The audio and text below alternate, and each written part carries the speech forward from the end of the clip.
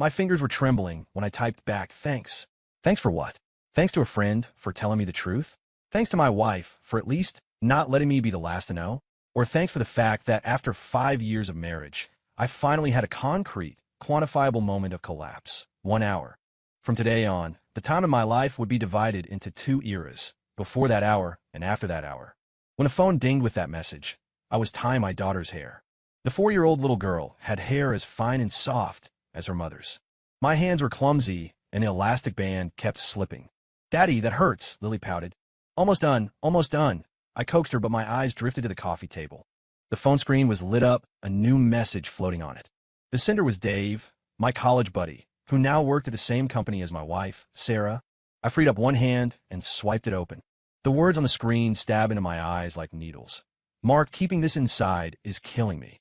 At the company retreat today, I saw Sarah and Julian get into a tent together. They stayed in there for about an hour. It was a single-person tent, zipped up. I felt like you needed to know." My hand jerked, and an elastic band snapped, hitting Lily on the neck. "Wah!" Lily started crying. Sorry, Daddy didn't mean to." I rushed to comfort her, scrambling to pick up the hair tie, but my eyes were still glued to the phone. I read that line again and again. 1 hour. Single-person tent. Zipped up. "Daddy, it hurts." Lily was still crying, tears hanging on her small face. I picked her up and patted her back. Don't cry. Daddy will make it better." But my hand was shaking. Dave sent another message. "Mark, are you there? I really didn't know if I should say anything, but we've been brothers for so many years, I couldn't watch you be kept in the dark." I put Lily down, walked to the balcony, and closed the door. My finger hovered over the screen for a long time before typing. "Did you see clearly?" Almost an instant reply. Crystal clear. Blue single-person tent, right on the slope at the east end of the camp. They went in around 1:40. Julian came out first at 2:40. Sarah came out at 2:45. I was smoking behind a tree nearby. Saw the whole thing. 1:40 to 2:45. 65 minutes. 5 minutes longer than an hour. I leaned against the wall and lit a cigarette. I quit 3 years ago, but this pack was from a client last week, tossed in a drawer and forgotten. The first drag made me cough until tears came out. "Daddy," Lily called from inside. "Yeah, coming." I stubbed out the cigarette and washed my face with cold water. Back in the living room, Lily was sitting on the floor playing with blocks. I looked at her, a 4-year-old kid who knew nothing. She didn't know what her dad had just seen, didn't know her mom had spent an hour in a tent with another man up in the mountains. Didn't know that this home was about to shatter. The phone buzzed again. It was Sarah. "Hubby, we'll be home around 3 tomorrow afternoon. Pine Ridge is so beautiful. The stars are super bright tonight. Brought gifts for you and Lily." 3 red heart emojis followed. I stared at those 3 hearts for a long time. Then I replied, "Okay, travel safe." Putting down the phone, I sat on the floor and helped Lily stack blocks. My hands were steady, stacking one block after another. But the tower in my heart had already collapsed. When did it start? I actually had a feeling about Sarah and Julian for a while now. 6 months ago, Sarah transferred from admin to marketing, and her direct supervisor was Julian. She was so happy back then, talking nonstop during dinner. Our new director, Julian, is young and promising. He's a director at just 32. He came back from overseas, really knows how to lead a team. He's pretty handsome, too. The girls in the office are always sneaking looks at him. I was serving soup at the time and asked casually, "What about you? You sneaking looks?" She rolled her eyes at me. "I have a husband and a daughter. What is there to look at? Besides, would someone like him be interested in me?" We both laughed. Back then, it was still a joke. The changes came slowly. First, she started getting off work later and later. Sarah said the new department was busy, lots of projects. I believed her. I picked up the kid, bought groceries, cooked. The food was heated up, went cold, heated up again. Then came the weekend overtime. Sarah said the client needed a proposal last minute. I believed that, too. I took Lily to the playground to toddler classes. When Lily asked where Mommy was, I said Mommy was making money to buy candy for Lily. Later on, the name Julian appeared in her mouth more and more. Julian treated us to coffee today. Starbucks, fancy stuff. That proposal Julian did was amazing. I need to learn from it. Julian said my draft needs revision. Got to work late tonight. I listened, saying nothing.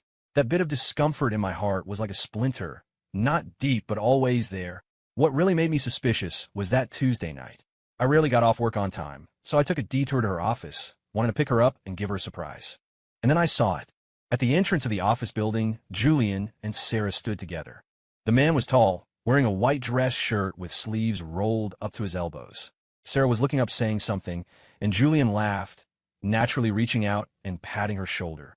It wasn't a boss-patting subordinate kind of way. His hand landed, pulled her in slightly, and his fingertips lingered on her shoulder for a second or two. Sarah didn't dodge.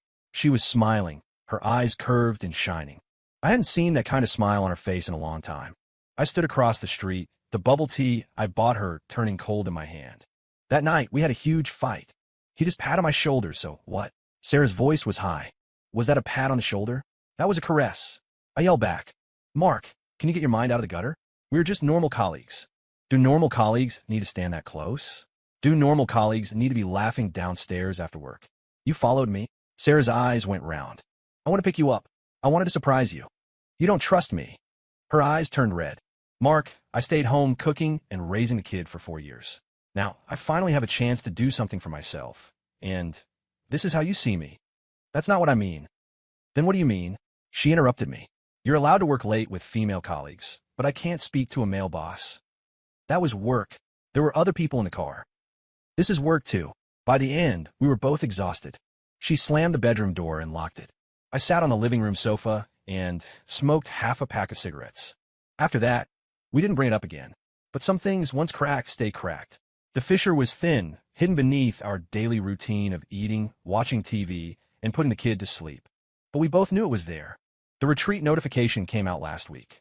When Sarah came home, she took off her shoes and said, "Company organized a camping trip to Pine Ridge, 2 days and 1 night this weekend." I was in the kitchen stir-frying, the range hood humming. "Do you have to go?" "The whole department is going. It wouldn't be right if I didn't." She walked in, hugged me from behind, resting her chin on my shoulder. "It'll be hard on you, taking care of Lily for a day, okay?" I didn't speak, just tossed the vegetables in the pan. "Is Julian going too?" Her body stiffened for a second, then she let go. "Mark, can we not talk about him?" "I'm just asking." "He's going. He's a director. Can he not go?" Her voice went cold.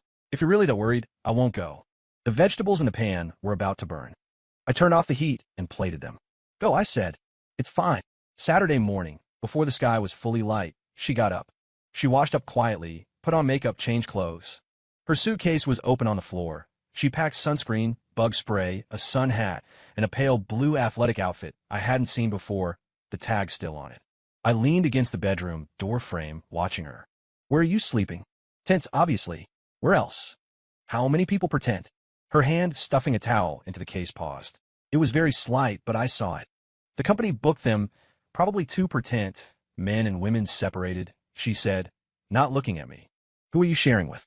"I don't know." She closed the suitcase, zipping it fast. "We'll see the assignment when we get there. Go back to sleep. You have to take Lily to her tumbling class." She didn't look at me, just grabbed the suitcase and left the bedroom. That night when I lay down, Sarah was already back turned to me, breathing evenly, like she was asleep. I kept my eyes open, staring at the ceiling in the dark for a long time. Sunday morning, she left when the sky was just turning gray. She pushed open Lily's door and kissed the little one's cheek. Then she walked to the bed and touched my forehead too. "I'm leaving. Back tomorrow afternoon." I kept my eyes closed. MMH. She stood there for a while. I felt her gaze fall on my face. But in the end, she just pulled her suitcase and gently closed the door. I opened my eyes, looking at the empty pillow beside me. Then came this afternoon, and that message from Dave. Sarah got home at 3:10 p.m. The sound of the key turning was light, like a thief. The door opened, suitcase wheels rolling over the threshold. "I'm back." Her voice was deliberately pitched high, carrying an unnatural lightness. Lily screamed and threw herself at her. "Mommy! Oh, my baby! Mommy missed you to death." Sarah picked Lily up, kissing her over and over. "Did you listen to Daddy?" I listened. "Daddy, tie my braids." "Good girl." I stood in the center of the living room, holding Lily's storybook. Sarah looked over, the smile on her face faltering for a second before blooming even brighter. "Hey, honey, I'm back." "Yeah." I walked over and took her suitcase. It wasn't heavy, but holding it felt like it weighed a ton. "Must be tired, right?" I said, my voice so steady it surprised me. "How was the trip?" "It was okay. Just hiking, barbecue, bonfire at night, pretty noisy." She put Lily down and bent over to change her shoes. "Home is definitely more comfortable. Lily, get Mommy a glass of water. I'm dying of thirst." Lily scampered off to the kitchen. Sarah straightened up and looked at me. The moment our eyes met, I clearly saw a flash of panic in hers. It was covered quickly by a smile, but I saw it. "New bracelet." I looked at her wrist. A thin silver chain I had never seen before. Oh, this. She subconsciously covered her wrist with her other hand. Bought it at the market at the foot of the mountain yesterday. Wasn't expensive, just thought it looked cute. It's nice, I said. She smiled, but it was a bit stiff. Thanks. Dinner was barbecue supplies she brought back from the trip. We grilled on the balcony. The charcoal lit up, meat skewers sizzling, the smell of grease mixing with spices wafting up. Lily was excited, circling the grill until Sarah shooed her 3 meters back. By the way, Sarah said, flipping chicken wings, acting casual. We hiked yesterday, too. Went to the viewing platform halfway up the mountain. The view was great. Is that so? I looked at her. You just hiked to the viewing platform? Yeah, going further up was too tiring. She handed me a cooked skewer. Taste this, how's the salt? I took it and took a bite. Crispy outside, tender inside, taste was just right. It's okay, I said. Just okay. She looked at me with mock annoyance. Yeah, just okay. She pursed her lips and turned back to grill. After a while, she said, Julian asked about you yesterday. Asked me what? Just asked if you were still so busy. Said he hadn't seen you in a while. We should grab dinner sometime. Her tone was casual, like commenting on the nice weather. I didn't reply, took a sip of beer. Yesterday, I stared at the charcoal fire. Besides hiking and barbecue, what else did you do? Just a bonfire party, played games, sang songs. What else is there to do? She laughed. Why are you interrogating me like cop? Curious. I smiled too, but I knew the smile didn't reach my eyes. Did you sleep well in the tent? Her hand flipping the meat froze. Very brief, maybe half a second. Then she continued flipping, but the motion was noticeably slower. Tent? We didn't stay in tents. She turned to look at me, face full of confusion. The company booked a lodge, a B&B. I told you that. Really? I looked at her. I must have remembered wrong. We stared at each other. Her eyes were bright, reflecting the charcoal fire like 2 tiny flames. But behind those flames, I couldn't see what was there. Mark, she called my name, voice softening. Are you still mad? Mad that I went on the retreat this weekend and didn't hang out with you and Lily? No, I said. You are. She put the cooked meat on a plate, handed it to Lily, then walked over, squatting by my legs and looking up at me. Honey, I'll work less overtime from now on. Spend more time with you and Lily, okay? Her eyes were wet, like they were covered in a layer of mist.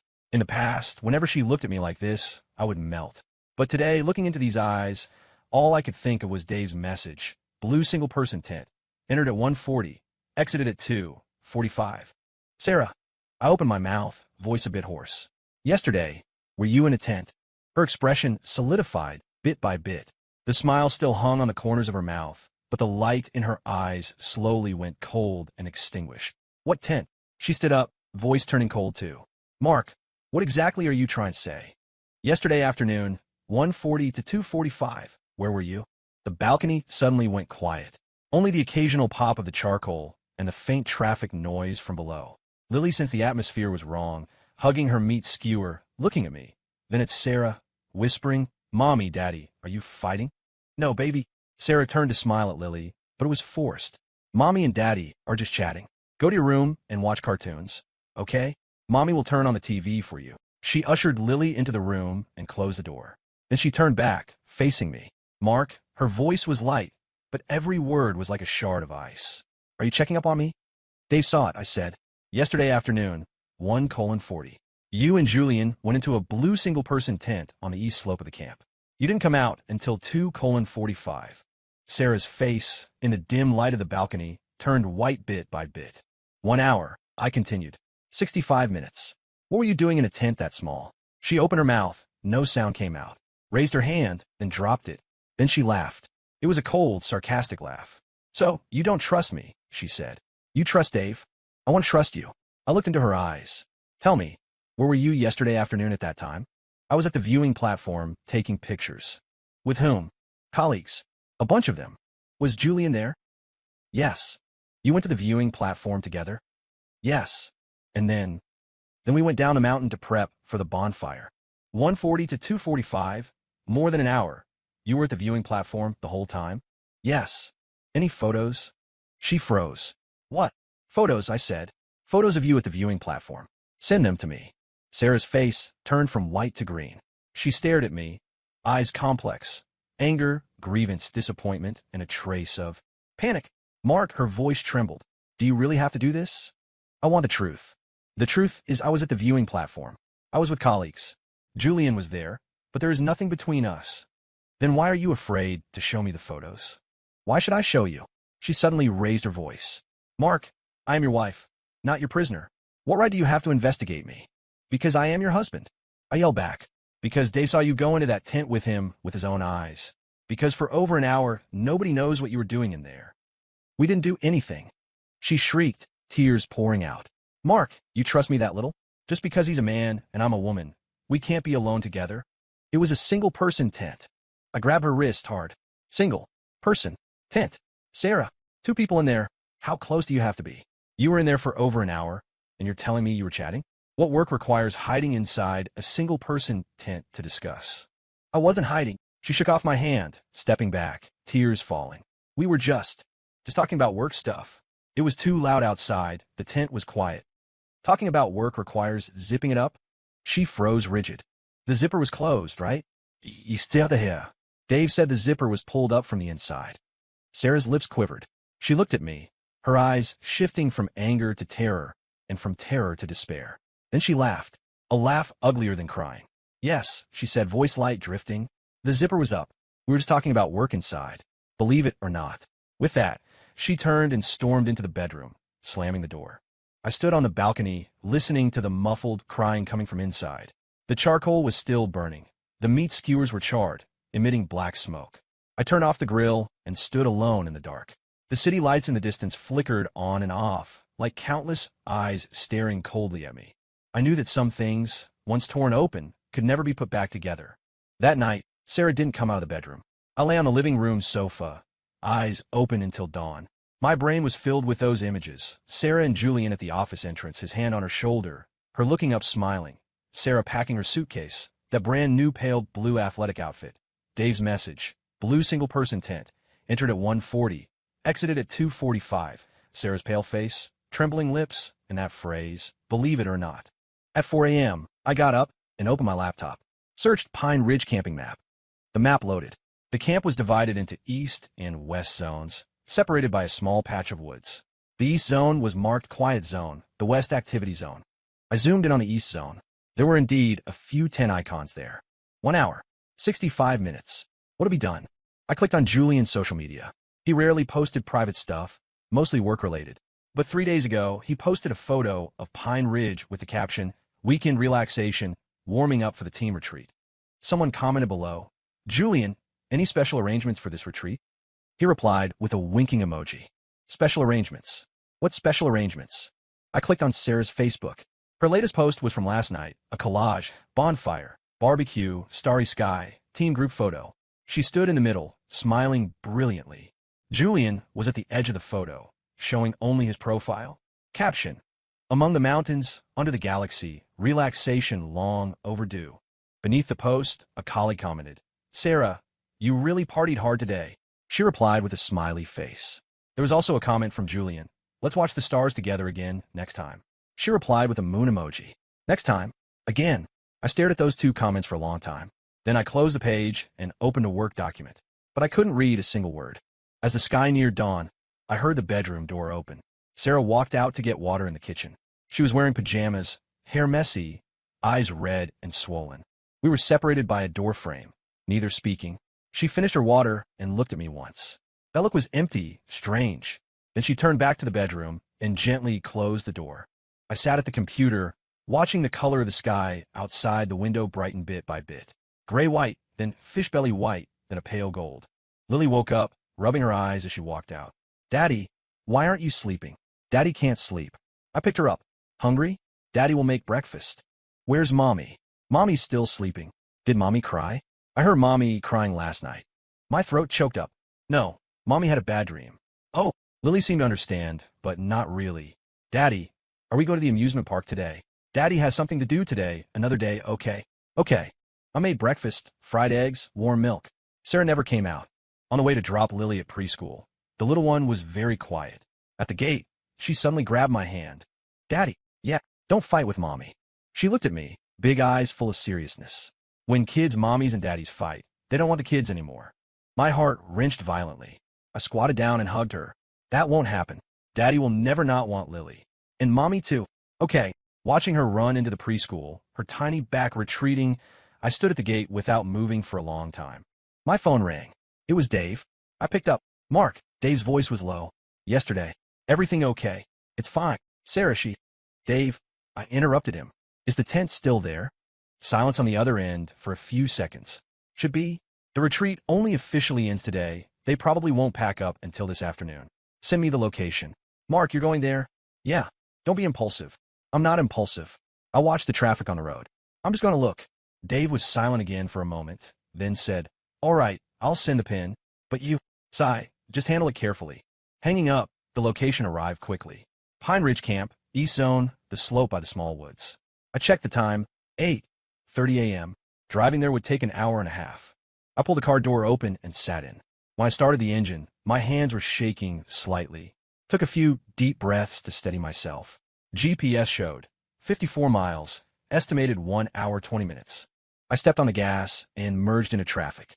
Some things you have to see with your own eyes. Some answers you have to find yourself. The drive to Pine Ridge was smooth. It was a work day, not many cars leaving the city. I drove fast, scenery flying backward outside the window. My mind was chaotic yet empty. I remembered 7 years ago, meeting Sarah for the first time. It was at a friend's party. She was sitting in a corner, quietly drinking. My friend pushed me over, saying, let me introduce you, Sarah, my college classmate. I extended my hand. Mark. She looked up at me, eyes bright like stars were inside. Then she smiled and extended her hand. Her hand was soft, warm. Later we dated, married, had Lily. At the wedding, I was so nervous I couldn't speak. She just smiled and squeezed my hand, whispering, don't be scared, I'm here. The day Lily was born, she was in labor for over 10 hours. When she came out, her face was white, hair soaked. I held Lily for her to see, and she cried, saying, Mark, we have a family. Family. A word. A table, a lamp, 2 people, a child. But now this family was cracked. 1 hour. 1 tent. 1 man. Enough to crush 7 years of feelings into dust. The car turned onto the winding mountain road. The road got narrower, curved sharper. Dense woods on both sides, sunlight dappling through the leaves. The GPS said, you are approaching your destination. Destination is on your right. I slowed down, turned right into a parking lot. Workday, very few cars, only 2 or 3. A sign stood nearby, Pine Ridge Camping Ground. I killed the engine and got out. The mountain was quiet. Birds singing, insects chirping, wind rustling the leaves. The air smelled of grass and earth. Fresh, but I felt suffocated. Excuse me, how do I get to the East Zone? I asked a staff member packing tents nearby. It was a young guy. He looked up at me. East Zone? Not open today. A group used it last night. Haven't cleaned up yet. I'm just looking. Oh, over there. He pointed to a small path. Through those woods? But there's nothing to see, just a few tents. Thanks. I walked along the path. The woods were dense, light dimming. Thick fallen leaves on the ground, soft underfoot. After walking about 10 minutes, the view opened up.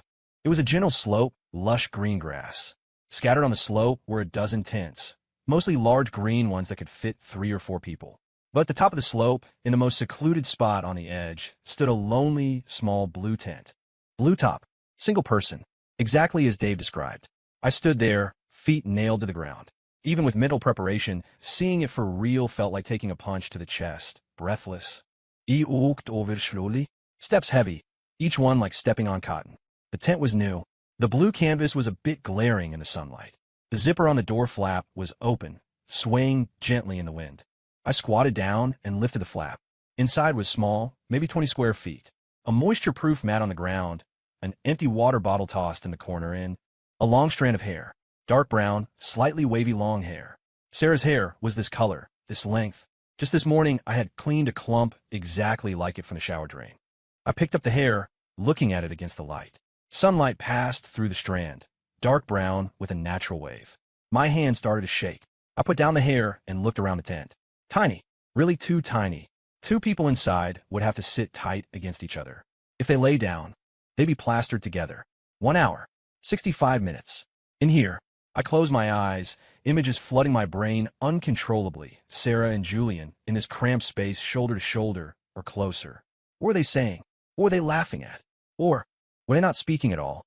Zipper pulled up from the inside. People outside can't see in, people inside can't see out. An isolated hour. My phone rang, pulling me back to reality. It was Sarah. I stared at the name on the screen for a long time before answering. Hello. Mark, her voice was calm, too calm. Where are you? Out. Out where? Is something wrong? Lily's teacher called.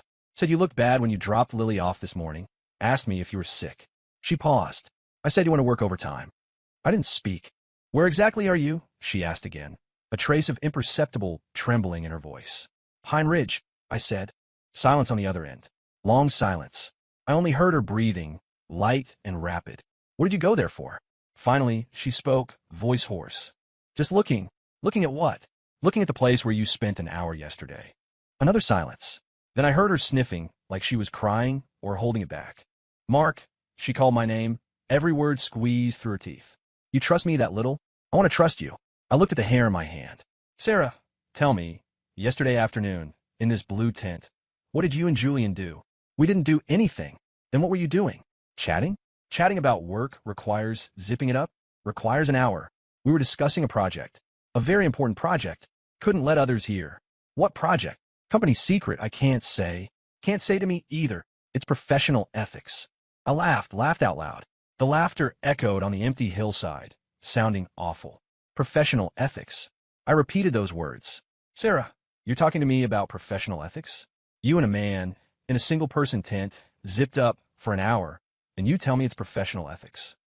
Mark, you bastard, she screamed. You've just decided I did something with him. You just don't trust me. Fine, think whatever you want. In your heart. I'm already a slut, right? I didn't say that. That's exactly what you mean. She started crying, sobbing. 7 years, Mark. We've been together 7 years. Don't you know what kind of person I am? Would I do that kind of thing? I knew before, I said. Now, I don't know. She cried harder, gasping for breath. I listened to her crying, feeling like a knife was twisting in my heart. It hurt, it really damn hurt. But I still asked it, the question I feared most but had to ask. Sarah, do you love me? On the other end, the crying stopped, only breathing. Rapid, suppressed greding. After a long time, she spoke, voice light and drifting. Mark, that sentence I should be asking you. Then, she hung up. The busy tone beeped, piercingly loud on the quiet hillside. I put down the phone, looking at that strand of hair. Then I carefully placed it in my wallet fold. Stood up, looked around the blue tent. The sunlight was good, the grass green, distant mountains rolling. A good place for camping. Also a good place for an affair. I took one last look at that blue tent, turned, and walked back along the path. Walked to the parking lot, got in, started the car. In the rearview mirror, Pine Ridge got farther and farther, finally disappearing around a bend.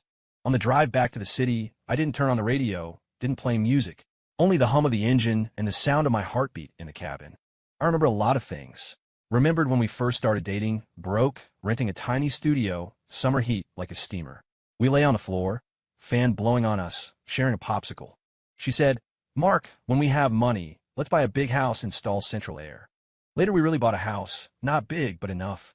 Moving day, she hugged me and cried, saying, we finally have a home. Remembered when she was pregnant with Lily, terrible morning sickness, couldn't eat anything. Middle of the night, she craved spicy noodles from the south side of the city. I rode my electric scooter across half the city to buy them. Coming back in pouring rain, I was soaked, but the noodles were still hot. She ate and cried, saying, Mark, you're too good to me. Remembered after Lily was born, she quit her job to stay home with the kid. Every day when I came home from work, she held Lily at the door waiting for me, smiling and saying, Daddy's back. Back then, life was hard, but our hearts were full. When did it start to change? Was it after she started working again? After she met Julian? Or earlier, during my countless overtime nights, business dinners, the times I put her and Lily second? Phone rang again. Office calling. Mark, are you coming for the afternoon meeting? Clients are here. I glanced at the time, 1:30 p.m. Coming, I said. There in half an hour. Hanging up, I took a deep breath and stepped on the gas. Life had to go on. Still had to work, still had to make money, still had to raise Lily. As for that blue tent, that 1 hour, that hair, let it be for now. I needed to think hard. From that day on, I changed. I started working desperately. 7 a.m. at the office, leaving at 10 p.m. Went in on weekends too, brought a lunchbox, sat in the office all day. Colleagues said I was crazy. Boss called me in, said work is important, but health matters more. I said, it's fine, I can handle it. Actually, I knew I wasn't working hard. I was escaping going home, escaping facing Sarah, escaping that blue tent, escaping that 1 hour. Sarah changed too. She stopped arguing with me, stopped explaining, didn't even mention that day anymore. We were like two strangers sharing a lease, living under the same roof, sleeping in the same bed, but separated by a galaxy. She still cooked, cleaned, picked up, and dropped off Lily. But we didn't talk. Except for necessary time to eat, Lily needs a bath, utilities paid. We had almost zero communication. Lily sensed it.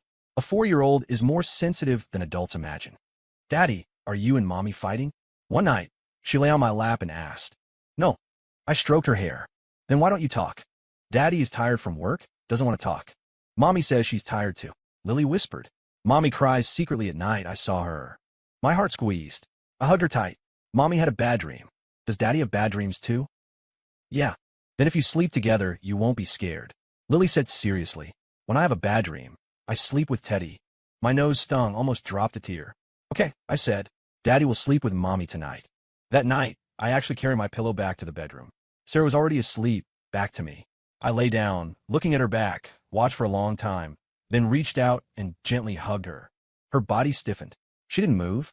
Sarah, I whispered against her ear. Let's not be like this, okay? She didn't speak. Lily said you cry secretly at night. She still didn't speak, but I felt her shaking. Let's talk, I said. Really talk. Talk about what? She finally spoke, voice hoarse.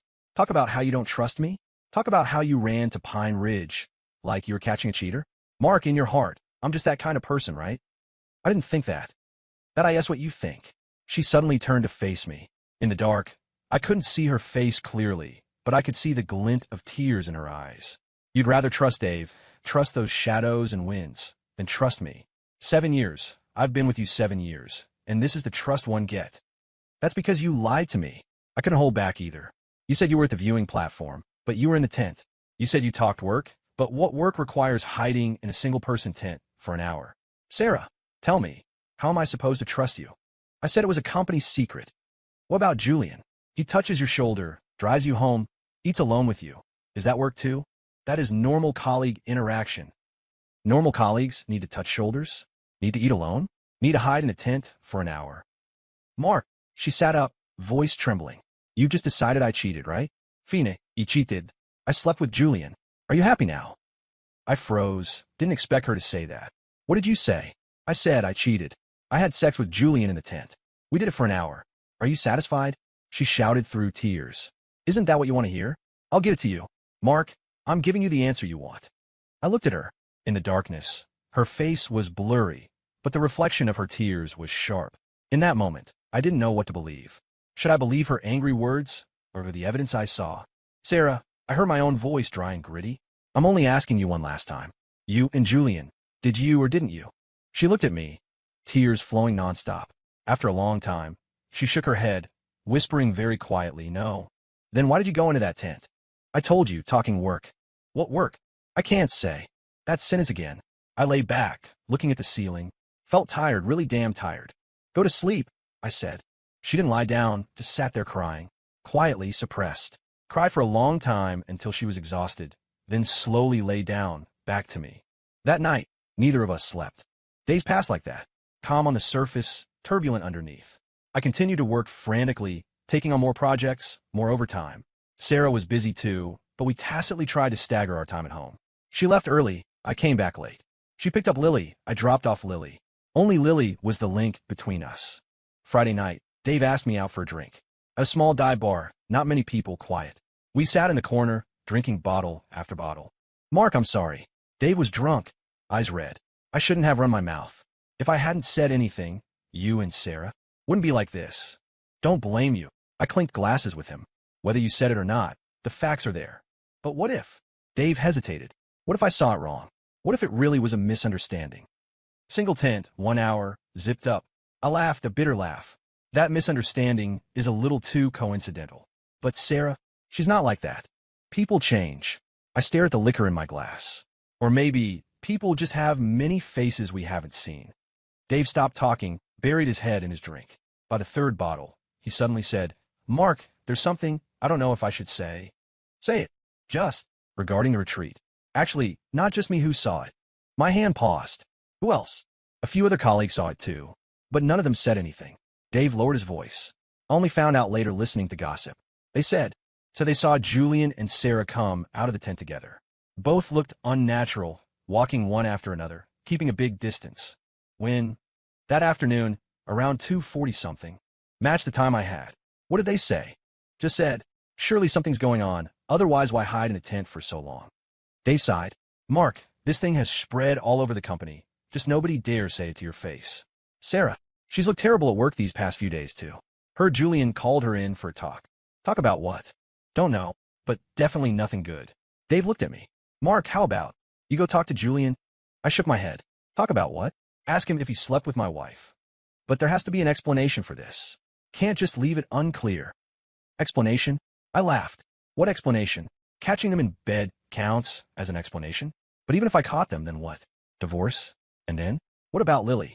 Dave fell silent. We drank a few more glasses, then went our separate ways. I took an Uber. Dave got a designated driver. When I got home, it was 1 a.m. The living room night light was on. Sarah was sitting on the sofa, not asleep. You're back, she said, tone flat. Yeah. I took off my shoes, changed clothes. Lily asleep? Yes. I went to the bathroom to shower. The water was hot, but I felt cold. When I came out, Sarah was still on the sofa, hugging her knees, looking out the window. Why aren't you sleeping? I asked. Waiting for you, she said. Have something to say to you. I sat in the armchair opposite her. Say it. She turned to look at me.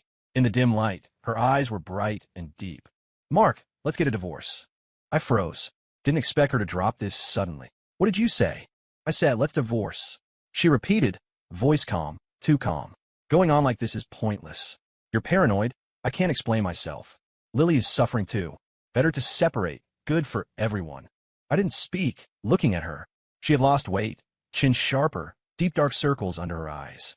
This month hadn't been easy for her either. Did Julian talk to you? I asked. Her eyes sharpened. What do you mean? Dave said Julian called you in for a talk. What did he say? Told you to divorce me and be with him. Mark, she stood up abruptly, trembling all over. What do you take me for? I gave the best 7 years of my youth to you. Gave you a child, managed this home for you. And now this is how you see me? Am I an object? If Julian says a word, I just obey. Then why suddenly mention divorce? Because we can't go on. She cried, tears falling heavily. Mark, look at us now. Does this look like a home? We're like strangers, living in the same house, sleeping in the same bed. But our hearts are further apart than anyone. Lily is terrified every day, afraid we'll fight, afraid we won't want her. She's 4. You want her to grow up in this environment. Do you have the heart? So divorce fixes her?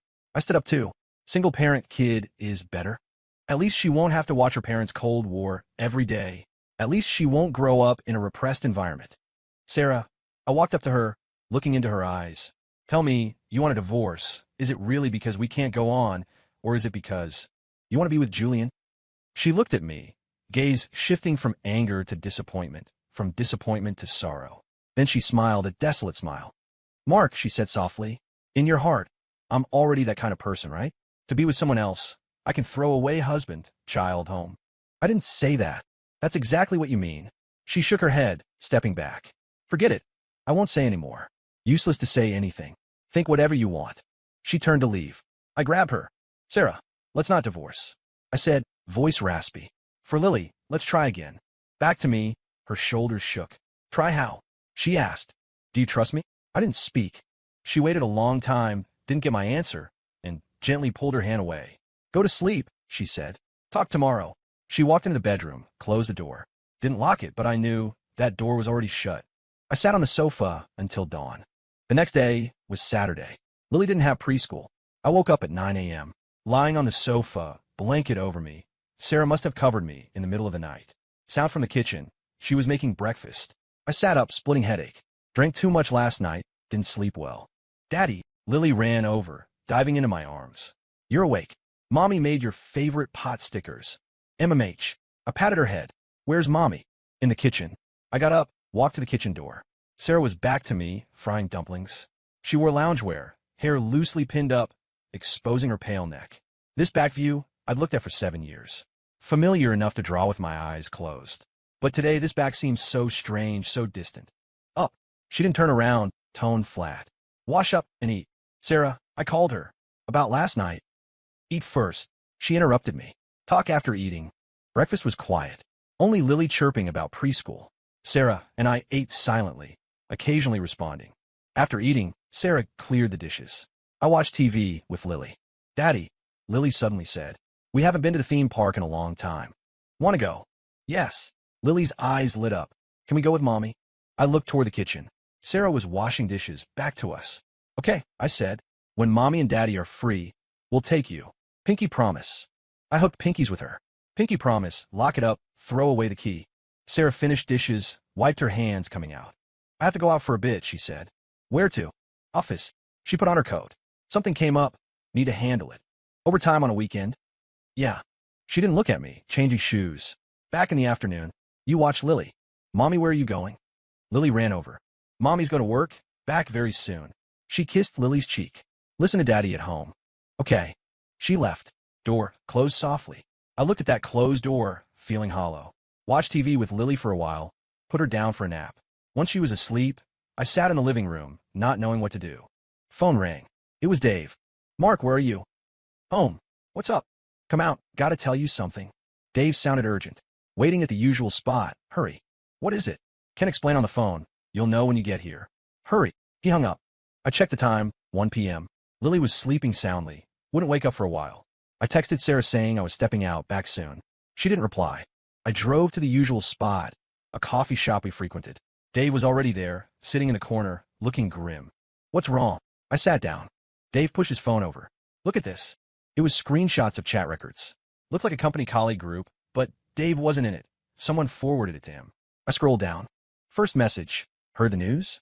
Sarah from marketing is transferring. Second. For real? Transferring where? Third. Heard she applied for it herself. Going to a branch office, out of state. Fourth. Why? Wasn't she doing well at HQ? Director Julian really valued her. Fifth. Valued?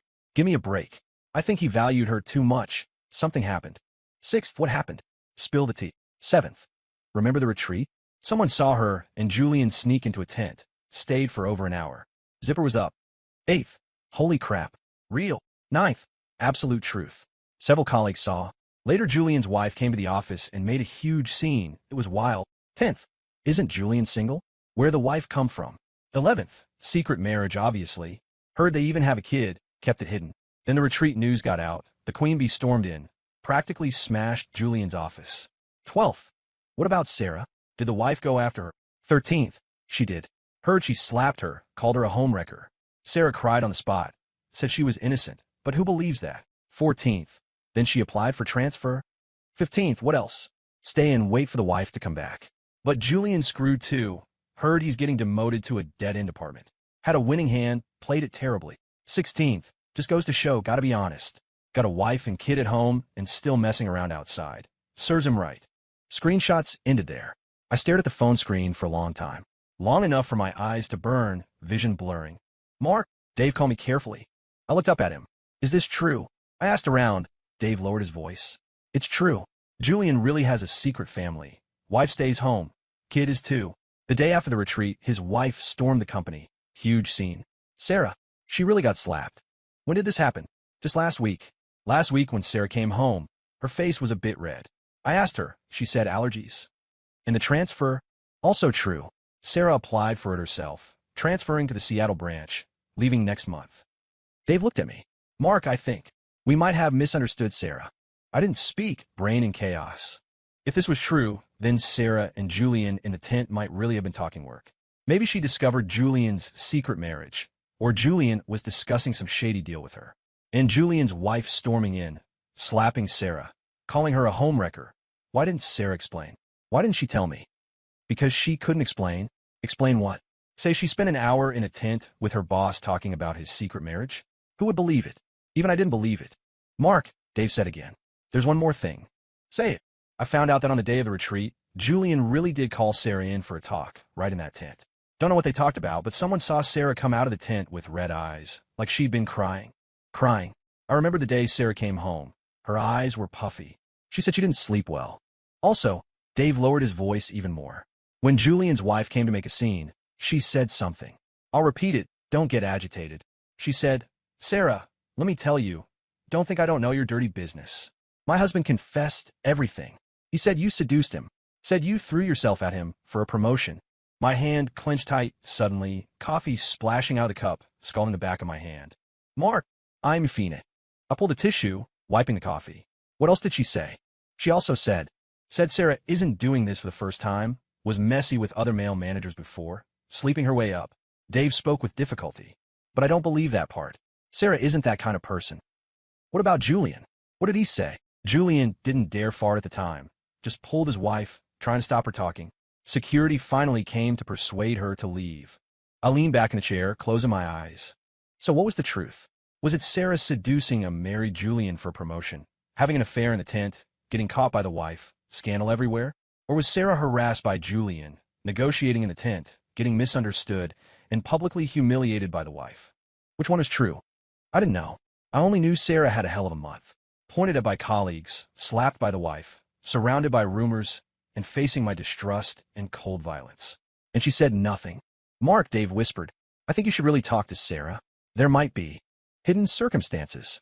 I opened my eyes, looking out the window, people rushing on the street, everyone in a hurry, everyone with their own stories, their own hardships. I'm going back, I said. I'll drive you. No need, I drove. I stood up, walking out. Stopped at the door, looked back at Dave. Thanks, brother. Dave waved. Hurry back, talk to her properly. I nodded, pushed the door open. The afternoon sun was blinding. I squinted, looking at the busy street. Time to go home. Time to talk to her. Whatever the truth was, we had to face it. Truth, part 2, back home. Lily was awake, playing blocks on the floor. Daddy, she ran over. Is Mommy back? Not yet. I patted her head. Mommy might be late. Oh, Lily was disappointed. What's for dinner? Daddy will make it. What do you want? Noodles. Okay, Daddy will make noodles. I went to the kitchen, boiled water, dropped noodles. Simple task, but I did it slowly. My brain kept replaying those chat logs. Julian's secret family, the slap from his wife, Sarah coming out of the tent with red eyes. If Sarah was innocent, then how did she survive this month? Suspected by her husband, gossiped about by colleagues, publicly humiliated by the wife, pretending to be calm in front of me, taking care of Lily, working. And me? What did I do? I didn't trust her. I froze her out. I even thought about divorce. Noodles were done. I served Lily a bowl, served myself one. But neither of us ate much. Daddy, Lily whispered, noodles aren't yummy. Yeah, Daddy didn't make them well. Mommy makes yummy noodles. Yeah. At 7 p.m., Sarah wasn't back. I called her. Off. Called a few more times. Still off. I started to panic. Called her colleague. They said she was at the office in the afternoon, but left a long time ago. Called Dave. Dave said he'd ask around. Waited half an hour. Dave called back. Mark, Sarah left the company at 3 p.m. Someone saw her walking toward the subway. She didn't come home. No. Don't panic. I'll ask others. Another half hour. Still no news. I couldn't sit still. Grab car keys. Daddy, where you going? Lily asked. Daddy is going to find Mommy. You be good at home. Watch cartoons. Okay. I want to go too. No, it's dark. Wait for Daddy at home. Back soon. I left Lily with the neighbor, Mrs. Gable, and drove out. First her office. Locked. Then her usual coffee shop, bookstore, mall. Nothing. I drove, aimlessly circling the streets. Phone kept dialing, always off. 9 p.m. Dave called. Mark asked around. A colleague said they might have seen Sarah by the river this afternoon. River? Which part? The waterfront park section. I U-turned, drove toward the river. Waterfront park was long. I drove slowly along the edge, scanning every pedestrian. 9 p.m. Not many people. Couples, elderly walkers, joggers. No sada. I stopped the car, walked along the embankment. Night wind blew over, carrying the dampness of the river. Cold. Walked about half a mile. Saw a silhouette in the distance, sitting on a bench, facing the water. It was Sarah. I ran over. She was wearing her coat from earlier, hugging her knees, sitting motionless. Hair messy from the wind. Profile under the streetlight, pale, bloodless. Sarah. I called her. She didn't turn, like she didn't hear. I sat down next to her. Bench was cold. Wind was cold. Why didn't you come home? I asked. She still didn't speak, eyes staring at the river surface. A boat passed, lights reflecting in the water, breaking into fragments. Phone's off, I said. Lily is worried. Hearing Lily's name, her eyelashes trembled, but still no words. Sarah, I looked at her. Dave told me everything. She finally turned her head, looking at me. Eyes red, swollen but not crying. The look was empty, absorbing nothing. Told you what? She spoke, voice rasping. Julian's secret marriage. His wife coming to the office, slapping you. And you transferring to Seattle. She smiled. A faint, bitter smile. And then she asked, you believed it? Believe I'm innocent. I want to believe. Want to believe? She repeated the words, smiled again. Mark, even trusting me requires you to want to. I didn't know how to answer. Sarah, I took a deep breath. That day in the tent, what exactly happened? She turned back to the river. After a long time, long enough that I thought she wouldn't answer, she spoke. Voice light, shredded by the wind. He called me in to discuss a promotion. Said the VP of marketing spot opened up. Wanted to recommend me. And then he said, as long as I get with him, the spot is mine. She paused. Said he liked me for a long time. Said he had no feelings for his wife. Said he'd divorce and marry me. My hand clenched tight. What did you say? I said I have a family, a child, impossible. He said it didn't matter. He could wait. She laughed, sarcastic. Mark, guess what he said next? What? He said, that day downstairs at the office, you saw it, right? Saw him pat my shoulder. He said, you already suspect me, don't you? He said, since you don't trust me anyway, might as well be with him. So that day in the tent, he was threatening you? Bribery and threats. She watched the river. He said if I didn't agree, he'd make it impossible for me to stay at the company. Say I seduced him. Say I'd do anything for a promotion. He said nobody would believe me anyway, just like you didn't believe me. Then you. I slapped him, she said calmly. Then he lunged, tried to force me. I kicked him, ran out. My eyes were red because I hit the tent pole while struggling. I looked at her, speechless. Later, his wife found out somehow. Came to the office, said I seduced her husband. I explained, nobody listened. She hit me. I didn't fight back because I knew if I did, it would be even harder to explain. She turned, looking at me. Mark, you know what's the funniest part? What? The funniest part is Julian just stood there, watching his wife hit me, curse me, didn't say a word. After security dragged her away, he came to apologize. Said he had no choice. Said his wife had depression, couldn't upset her. She laughed out loud, laughed until tears came. Then he said, as long as I agreed to him, he guaranteed I'd be VP and give me money as hush money. You agree? I resign, she said. But the company said resigning is fine, but wait a month for handover. Then HR talked to me, said they could transfer me to Seattle branch, position unchanged to settle the matter. I agreed. I wanted to leave here, leave this mess, start over. She finished looking at me, eyes calm as stagnant water. That is the truth, Mark. Do you believe it? I didn't speak. Night wind blew cold. The lights on the river shattered into pieces, like a river full of stars. Sarah, I opened my mouth, voice shaking. Why didn't you tell me? Tell you what? She countered.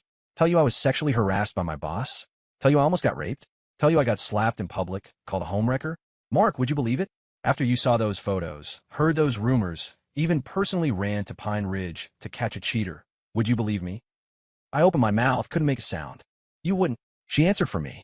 You'd think I was making up a story, making excuses. You'd look at me with that suspicious look, just like you looked at me all month. Mark, I've had enough. Enough of your distrust. Enough of your cold violence. Enough of walking on a tightrope every day. She stood up, facing me, under the streetlight. Her face was pale, but eyes burning like two fires. Let's divorce, Mark. Not for Julian, not for anyone. For myself, for Lily, and for you. Going on like this is too tiring. Better to separate. Wind blew her hair, revealing a faint red mark on her neck. Was that from Julian's wife? Or left from struggle? I didn't know. I only knew my heart felt gripped by a hand, painful to suffocation. Sarah, I heard my voice light, raspy. I am sorry. She didn't speak, just looked at me. Sorry, I shouldn't have doubted you. I stood up, facing her. Sorry for how I treated you this month. Sorry I was a bastard. She still didn't speak, but tears fell drop by drop, hitting the ground. Let's not divorce, I said. Give me another chance, okay? I'll change. I'll trust you. Trust everything from now on. Let's start over, okay? She shook her head, tears flowing freely. Too late, Mark, she said. Too late. Some cracks can't be fixed. They can. I grabbed her hand hard. As long as you want it, we can fix it. We still have Lily. We have this home. We have 7 years. So what if it's 7 years? She interrupted, pulling her hand back. 7 years. And you still didn't trust me, did you? I trust you. I trust you now. But I don't trust you anymore. She looked at me, tears blurring her vision. Mark, I don't trust you. I don't trust myself either. I don't trust that I can love you like before, without suspicion. I don't trust we can go back. What about Lily? What about Lily? Lily stays with me. She said firmly, you're young. You can find someone else. I won't let Lily call anyone else mommy. Sarah, don't say it. She turned back to me. I'm staying at my mom's tonight. Coming back for my stuff tomorrow. I'll have a lawyer send the agreement. House, car, savings, all yours. I just want Lily. I don't agree. If you don't agree, see you in court. Her voice went cold. Mark, don't make it ugly. Leave some dignity for each other, okay? With that, she walked away. Along the embankment, step by step, further away. I wanted to chase, but my feet were nailed to the ground. Couldn't move. I could only watch her walk away, watch her back disappear into the night, just like 7 years ago when I first saw her turn to leave. Back then, I chased her. This time I didn't, because I knew I couldn't get her back. Epilogue 1 month later, Sarah transferred to Seattle. The day she left, I went to see her off. Union Station, crowds of people. She pulled a small suitcase, holding Lily's hand. Lily didn't know what happened, only knew she was going to Grandma's for a while, very happy. Mommy, does Grandma have a puppy? Yes, Grandma has a little poodle, very sweet. Yay, I can play with the puppy. Sarah patted her head, then looked at me. Got everything? I asked. Yeah. Call me when you get there. Yeah. Between us, only this dry dialogue left. The PA system announced boarding for the train to the coast. Lily, I squatted down, hugging her. Listen to Mommy at Grandma's, okay? I know. Lily hugged my neck. Daddy, when are you coming to see me? Soon, I said, nose stinging. Daddy will come see you very soon. Pinky promise. We hooked pinkies again. Pinky promise, lock it up, throw away the key. Sarah stood aside watching us, silent. Let's go. She took Lily's hand. Bye, Daddy. Lily waved. Bye. I waved, watching them walk into the gate, disappearing into the crowd. On the platform, I watched the train slowly pull out, faster and faster, further and further, finally becoming a dot disappearing at the end of the line. I stood there for a long time, until my phone rang. Dave. Mark, she gone. Yeah. Drinks tonight. Sure. That night, Dave and I went to that dive bar again. Glass after glass, no talking, just drinking. Third bottle in, Dave said, Mark, something. I don't know if I should say. Say it. Just. Regarding Julian. There's an update. What update? His wife divorced him, took half his assets. Company fired him too. Now the industry knows, nobody dares hire him. Dave paused. Also, his wife privately reached out to Sarah, apologized. Said she was blinded by anger, shouldn't have hit her, shouldn't have said those things. Said Julian lied to her, said Sarah seduced him. Later she checked Julian's phone, found out Julian wasn't just harassing Sarah. He was hitting on several female colleagues. Sarah was the only one who rejected him. I didn't speak, down the drink. Bitter. Mark, Dave looked at me. Do you regret it? Regret? Regret not trusting her? Regret freezing her out? Regret not standing by her when she needed me most? Regret. But what use is regret?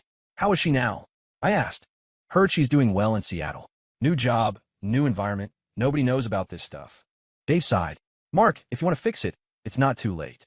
Go to Seattle, find her, apologize, beg forgiveness. Lily needs a dad too. I shook my head. She won't forgive me. How do you know if you don't try? Because I know her. I looked at the drink. When she says she doesn't want it, she really doesn't. When she says we can't go back, we really can't. Dave stopped talking, drank with me. Drank until midnight, I Ubered home. Empty house. No Sarah, no Lily, just me. I sat on the sofa, looking at this home. Every piece of furniture, every decoration, had Sarah's shadow. She picked the sofa, she chose the curtains, she painted the art on the wall. Lily's toys were still on the coffee table, Lily's scribbles still on the floor. This home was full of them, yet empty of them. Phone rang. Text from Sarah, arrived. Lily is asleep. I typed, good. Take care of yourself. She didn't reply. I put down the phone, walked to the balcony. Night wind blew cold. Distant lights dimmed. Under every light, there was a story. My story was over. No, not over. There was still Lily. Still twice-a-month visits. Still phone calls. Still video chats. Still her calling me daddy, and me answering. Just that this home was scattered. Because of my one distrust. Because of her silence. Because of a blue tent. Because of 1 hour. Because of those unspoken words. That unspoken love. Wind blew over a bit cold. I wrapped my coat tighter, looking at the night sky. No stars, just thick clouds. Tomorrow, it might rain. I thought. Story complete.